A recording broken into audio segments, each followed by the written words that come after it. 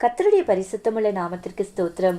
இந்த நாளை கர்த்தர் நமக்கு ஆசீர்வாதத்தை தரும்படிக்கு, பலப்படுத்தும்படிக்கு கர்த்தர் நமக்கு கொடுத்திருக்கிற வார்த்தை என்ன என்று பார்ப்போம். சங்கீதம் 28 சொல்லுகிறது, நாங்களோ எழுந்து நிமிர்ந்து நிற்கிறோம். இந்த 3 ஆசீர்வாதங்களில் 3 ஆழமான காரியங்கள் ஒன்று உண்டு. இன்னைக்கு பாருங்க, சிலரால் எழுந்திருக்க முடியும், நிமிர முடியாது.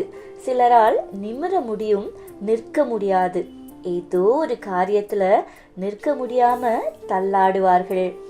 ஆவிக்குரிய வாழ்க்கையில் ஆரம்பிக்கும் போது பயங்கரமாய் ஆரம்பிப்பாங்க.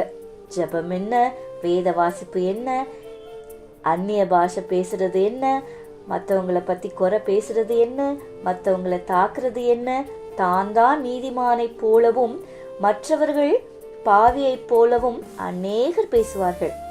ஆனால் கர்த்தர் அழகாய் சொல்லுகிறார், நாங்களோ எழுந்து நிமிர்ந்து நிற்கிறோம். நம்முடைய ஆவிக்குரிய வாழ்க்கை எப்படி இருக்கணும்னா, முதலாவது எழுந்திருக்கணும். எழுந்திருக்கிற அனுபவம் ஒவ்வொருவருடைய வாழ்க்கையிலும் தேவை. இன்றைக்கு கர்த்தரே நம்மளை தூக்கி விடுவாங்கன்னு சொல்லி எழுந்திருக்க கூட பிரயாசப்படாம நிறைய பேர் உட்கார்ந்துருப்பாங்க. ஆண்டவர் சொல்லுகிறார், உன் தூசியை உதறவிட்டு எழுந்திரு என்று கர்த்தர் சொல்லுகிறார். அப்போ நாம எழுந்திருக்க வேண்டிய சில சூழ்நிலைகள் இருக்கிறது. இந்த இடத்துல நாம எழுந்திருக்கணும்னா நாம எழுந்திருக்கணும். ஆனா நாம ஆவிக்குரிய வாழ்க்கையில என்ன பண்ணுவோம்?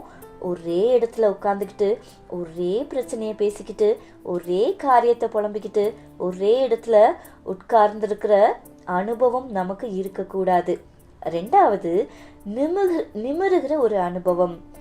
12 வருடமாய் நிமிர முடியாத கூனியை கர்த்தர் நிமிரச் செய்தார். இன்னைக்கு பாருங்க, நம்ம நிறைய இடத்துல நம்ம அடிமையாவே போய் நிற்போம். நீங்க இல்லைன்னா நான் ஒண்ணுமே இல்லை, என் ஃப்ரெண்ட்ஸ் இல்லைன்னா நான் ஒண்ணுமே இல்லை. நிமிர வேண்டிய நீ குனிஞ்சுக்கிட்டே இருக்கிற என்பதை மறந்து போகக்கூடாது. நிமிர்ந்து நடக்க வேண்டிய நீ இன்னும் குனிஞ்சுக்கிட்டே இருக்கிற.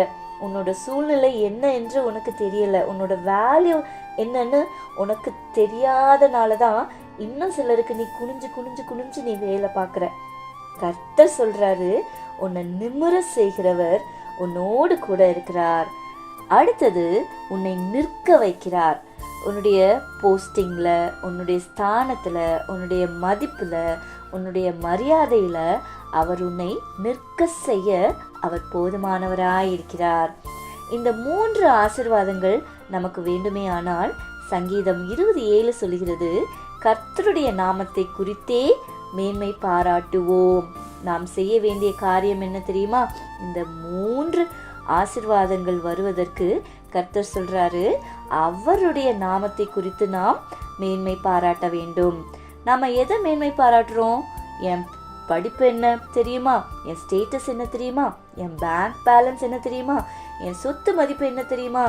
எனக்கு இருக்கிற ஆள்பலம் என்ன தெரியுமா என்று சொல்லி நாம் மற்றவர்களை, மனிதர்களை மேன்மை பாராட்டுவதை காட்டிலும் கர்த்தரை மேன்மை பாராட்டுவோமேயானால் இந்த 3 ஆசீர்வாதம் எழுந்து நிமிர்ந்து நிற்கச் செய்வார்.